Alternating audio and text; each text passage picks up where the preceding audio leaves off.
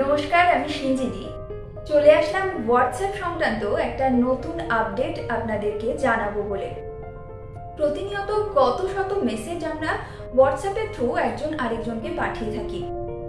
সেই জন্য আপনার যাতে সময় কম খরচ হয় এবং আপনার যাতে সুবিধে হয়, সেজন্য হোয়াটসঅ্যাপ কিন্তু প্রতিনিয়ত নিজেকে আপডেট করে চলেছে।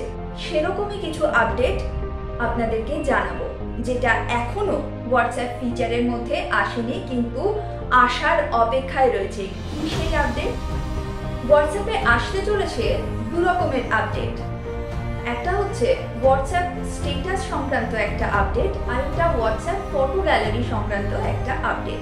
হোয়াটসঅ্যাপ স্ট্যাটাস সংক্রান্ত একটা ইন্টারেস্টিং আপডেট কিন্তু আসতে চলেছে হোয়াটসঅ্যাপের ফিচারে।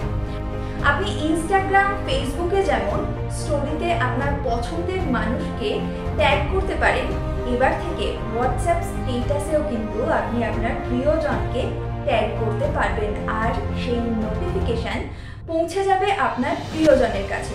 কিন্তু সেই নোটিফিকেশন গোপন থাকবে অন্য সবার কাছ থেকে।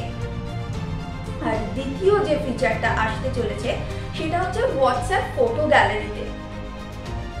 বর্তমানে আপনি যদি কোনো মিডিয়া ফাইল পাঠাতে চান, তাহলে আপনাকে মেসেজে যে অ্যাটাচমেন্ট অপশনটা দেওয়া রয়েছে সেখান থেকে ফটো গ্যালারিতে যেতে হয়।